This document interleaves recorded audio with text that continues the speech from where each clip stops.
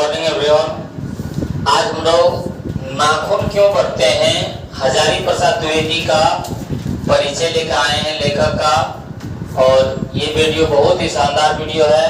आज हम लोग हजारी प्रसाद द्विवेदी जी के बारे में पढ़ने वाले हैं। जो आज हम लोगों का क्वेश्चन, आज तक हम लोगों का क्वेश्चन रहा है कि नाखून क्यों बढ़ता है, नाखून क्यों बढ़ता है। तो ये बात ये सब पाठ में बताया जाएगा। तो आज हम लोग देख रहे हैं कि नाखून क्यों बढ़ते हैं, जिनके लेखक हैं हजारी प्रसाद द्विवेदी। हजारी प्रसाद द्विवेदी जी हैं। तो इसमें बताया जा रहा है यहाँ पे कि लेखक का परिचय। जन्म इनका 1907 में छपरा बलिया उत्तर प्रदेश में हुआ था।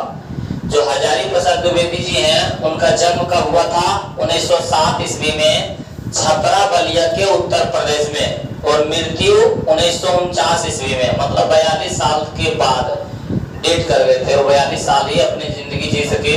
तो 1907 ईस्वी में क्या हुआ थे? जन्म हुआ था। 1949 ईस्वी में क्या हुआ? उनका देहांत हो गया। कहाँ पे? तो दिल्ली में। तो हम लोग बोलेंगे कि हजारी प्रसाद द्विवेदी जी का जन्म 1907 ईस्वी में कहाँ पे? तो छपरा बलिया उत्तर प्रदेश में, और उनका देहांत निधन मृत्यु का हुआ था तो 1949 ईस्वी में। कहाँ पे? दिल्ली में। तो हम लोग देखते हैं कि हम लोग पढ़ रहे हैं क्या, नाखून क्यों बढ़ते हैं। तो नाखून को हम लोग क्या करते हैं? 1000 बार काटते हैं, लेकिन तब फिर भी बढ़ जाता है। तो 1000 बार था हजारी प्रसाद द्विवेदी। हम लोग याद रखेंगे नाखून क्यों बढ़ते हैं कि लेखक कौन है? हजारी प्रसाद द्विवेदी। क्योंकि नाखून को हम लोग 1000 बार काटते हैं। और ये जो नाखून क्यों बढ़ते हैं, कहानी है कि निबंध है कि क्या है? तो हम लोग बोलते हैं कि नाखून पे क्या लगाते हैं? तो ललता। क्या लगाते हैं? ललता। तो याद रखेंगे नाखून क्यों बढ़ते हैं, तो ललित निबंध है। क्या है? ललित निबंध है। तो हम लोग के अच्छी तरह से हो जाएगा हम लोगों को कि नाखून क्यों बढ़ते हैं, लेखक कौन है? हजारी प्रसाद द्विवेदी। नाखून क्यों बढ़ते हैं क्या है? तो ललित निबंध, क्योंकि नाखून को हम लोग ललता लगाते हैं, तो ललित निबंध हो गया। तो हम लोगों को क्या है, बहुत ही आसान से याद हो गया कि नाखून क्यों बढ़ते हैं। तो नाखून को हम लोग हजारों बार काटते हैं, तो इनके लेखक हो गए हजारी प्रसाद द्विवेदी। और नाखून पे हम लोग क्या लगाते हैं? तो ललता, मतलब ललित निबंध हो गया।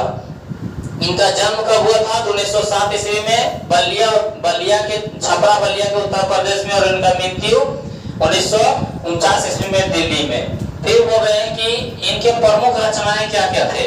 तो बोल रहे हैं अशोक के फूल, कल्पलता, विचार और वीरतक, कूटज, विचार, प्रवाह, आलोक पर्व, ये सब इनके क्या थे? प्रमुख रचनाएं थे। प्रमुख क्या थे? रचनाएं थे। तो हम लोग देखते हैं कि इनके प्रमुख रचनाएं कौन कौन से हैं। तो अशोक के फूल, कल्पलता, विचार और वितर्क, कूटज, विचार, प्रवाह, आलोक पर्व। ये जो आलोक पर्व है ना, यही रचना पे हजारी प्रसाद द्विवेदी जी को साहित्य अकादमी पुरस्कार मिला था। ऑब्जेक्टिव में पूछ देगा कि किस लेखक को आलोक पर्व पर साहित्य अकादमी पुरस्कार मिला था। हम लोग बोलेंगे हजारी प्रसाद द्विवेदी, क्योंकि आलोक पर्व के लेखक कौन है? हजारी प्रसाद द्विवेदी जी। अगला पढ़ा बाण भट्ट की आत्मकथा, अनाम दास का पोथा। ये भी पूछ चुका है बहुत बार कि अनाम दास का पोथा जो है इनके द्वारा लिखा गया है। तो अनाम दास का पोथा हमारे हजारी प्रसाद द्विवेदी जी द्वारा लिखे गए हैं। तो बोल देगा अनाम दास का पोथा के लेखक कौन है? हजारी प्रसाद द्विवेदी। ये सब पूछा हुआ क्वेश्चन है। सुर साहित्य, नाम संप्रदाय, हिंदी साहित्य की भूमिका, पृथ्वीराज रसो, पत्रिका का संपादक। बोलेगा पत्रिका का संपादक के लेखक कौन है? हजारी प्रसाद द्विवेदी। ये सवाल रखना, क्योंकि यही सबसे ऑब्जेक्टिव बनता है। विश्व भारती का दूसरा नाम क्या है? शांति निकेतन। शांति निकेतन के भी लेखक कौन है? तो हमारे हजारी प्रसाद द्विवेदी जी हैं। फिर वह आलोक पर्व, देखिए यही बोला जा रहा था पुरस्कार। इसको पुरस्कार कौन कौन सा पुरस्कार मिला था? तो आलोक पर्व ही पर कौन मिला था? साहित्य अकादमी पुरस्कार। आलोक पर्व इनके जो रचनाएं थे उन्हीं पर उनको क्या मिला गया था? साहित्य अकादमी पुरस्कार और भारत सरकार द्वारा पद्म भूषण। बोल देगा हजारी प्रसाद जी को पद्म भूषण किनके द्वारा मिला गया था? हम लोग बोलेंगे भारत सरकार द्वारा। या तो हजारी प्रसाद द्विवेदी जी को पद्म भूषण किनके द्वारा मिला गया? तो भारत सरकार के द्वारा। किनके द्वारा? भारत सरकार के द्वारा। ये सब ऑब्जेक्टिव पूछा जाता है। उसके बाद हम लोग आगे देखते हैं कि नाखून क्या है? पांचवी वृत्ति है।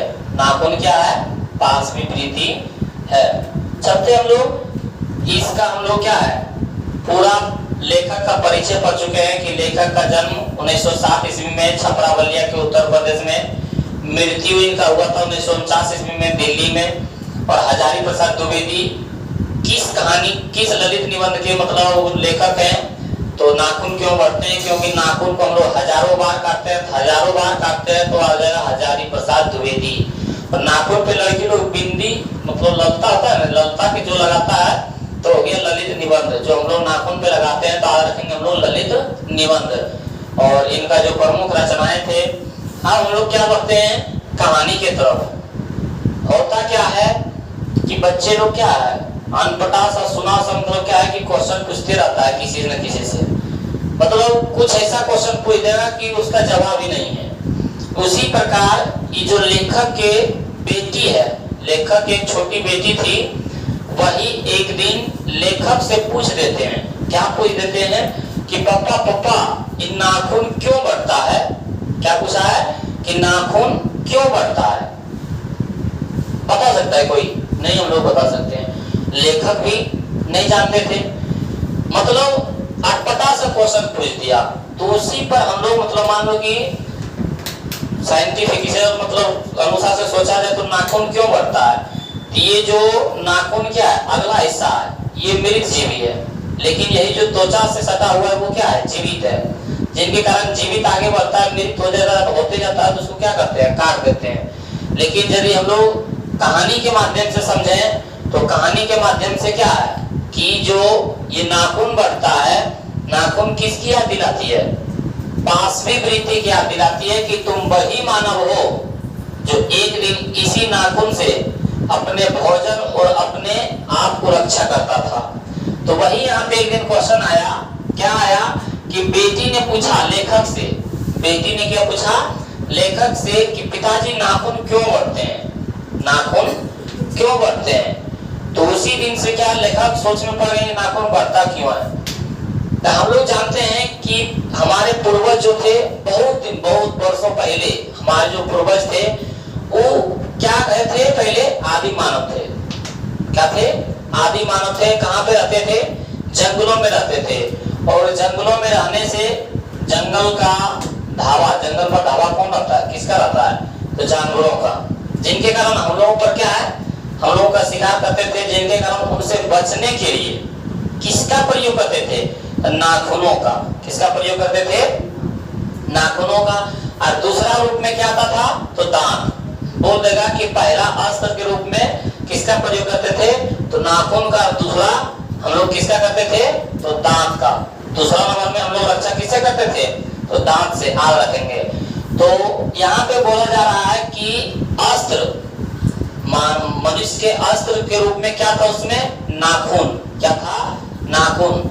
अस्त्र और शस्त्र किसको कहते हैं? गोली से मारे किसी को कि वह शस्त्र, कोई मुझे मार रहा है उससे जो बचे, जिससे बचे उसको बोलते हैं अस्त्र। जिसको मारे गोली से उसको शस्त्र, और जो हमको कोई मार रहा है उनसे बचे तो उसको बोलता है अस्त्र। तो उस समय हम लोग पर जानवर क्या करता था? हमला करता था। उनसे बचने के लिए हम लोग नाखूनों को प्रयोग करते थे, जिनको आज हम लोग नाखून को क्या बोलते हैं? अस्त्र के रूप में देखना संगत है। तो वहां पे तुम लोग बोलेगा सर उस समय तलवार, चाकू, बहुत से ये सब जो होते हैं, हसुआरी, टांगेरी, ये सब नहीं था। नहीं, उस समय क्या था कि लोहा का खोज नहीं हुआ था।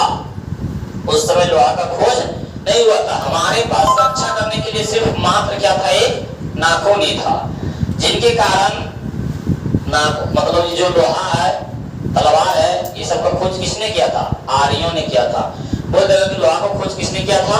तो आर्य ने। किसने किया था? आर्य ने। जो आगे चल के क्या बने? हिंदू बने थे। जो आज हम लोग हिंदू हैं वही आर्य क्या थे? वही किसका खोज किए थे? लोहा का खोज किए थे। तो उसके पहले मनुष्यों के पास, आदि मानव के पास क्या क्या हथियार था? तो उसके पहले हम लोग के पास नाखून, दूसरा नंबर में दांत, और उसके बाद हम लोग क्या है कि अभी हम लोग क्या है, लड़ाई करते हैं तो तलवार, बंदूक, तो सब कुछ निकाल देते हैं। लेकिन पहले क्या, पहले लड़ाई नहीं होता था? होता था, पहले भी लड़ाई होता था, लेकिन पत्थरों से, ये सब से मार होता था। उसके बाद आगे आगे बढ़ा तो हड्डियों को क्या बनाया, हथियार बनाया। ऑब्जेक्टिव पूछ देगा, क्या पूछ देगा कि पहले क्या था कि आप अपना ढांचा बनाने के लिए मतलब हड्डियों का प्रयोग करता था ताकि उससे हम लोग रक्षा मिल सके। तो एक दधीची मुनि था, क्या थे? दधीची मुनि थे, उनके हड्डियों से इंद्र ने वज्र बनाया था। क्या बनाए थे? इंद्र ने वज्र बनाए थे। तो पूछ देगा कि इंद्र का वज्र किससे बना हुआ था? तो दधीची मुनि के हड्डी से, दधीची मुनि के हड्डी से। इस तरह भी ऑब्जेक्टिव पूछ जाएगा कि दधीची मुनि हड्डी से किसका वज्र बना था? तो इंद्र का वज्र बना था। किसका वज्र बना था? इंद्र का वज्र बना था। तो ये उस समय क्या था, मतलब उसमें इसका हथियार था। लेकिन उसके बाद साथ साथ समय बीतते गया, समय बीतते गया, तब क्या हुआ, आगे चल के हथियारों का निर्माण हुआ, बंदूकों का, गोलियों का, तोपों का, इस तरह आगे बढ़ा गया। और आज इतना मानव विकसित कर चुका है कि जैसे चाइना है, अमेरिका है, भारत है, ये सबको बोल रहे कि पूरी दुनिया को नष्ट करना है तो आधे घंटे के अंदर क्या है, पूरा दुनिया नष्ट हो जाएगा।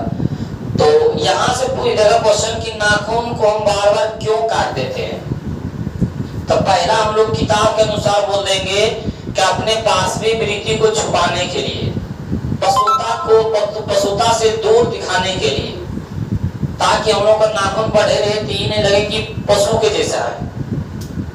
अपने पशुता से दूर करने के लिए क्या करते हैं हम लोग, नाखून को काट देते हैं। और आज क्या है, नाखूनों को सजावट के रूप में उपयोग करते हैं। और दूसरा, साइंस के अनुसार से बता सकते हैं कि नाखून को इसलिए काटते हैं क्योंकि नाखून बढ़ने से उसमें बीमारी रहता है, बैक्टीरिया रहता है, और हम लोग जब भोजन करते हैं तो उसके साथ बीमारी होगा, हम लोगों का तबियत खराब होगा, जिनके कारण हम लोग नाखून को बार बार काट देते हैं। तो यहाँ से क्या था, इसका क्वेश्चन था इतना, इसीलिए बोल रहा है कि नाखून को क्यों काटते हैं।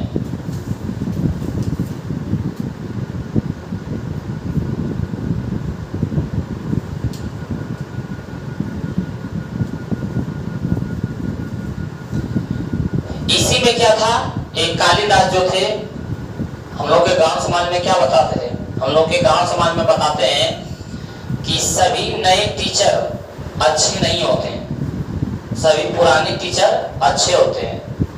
लेकिन इस कहानी में कालिदास ने बताए कि सभी नए खराब नहीं होते, सभी नए खराब नहीं होते और सभी पुराने अच्छे नहीं होते।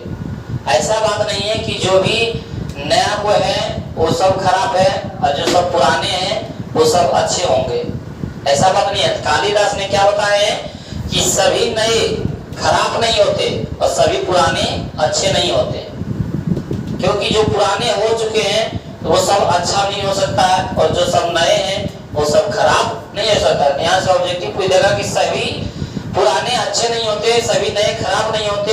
किनका कथन है? तो कालिदास जी का। किनका कथन है? तो कालिदास जी का। तो ये कहानी क्या है, बहुत बड़ा नहीं है, लगभग 2 पेज का है।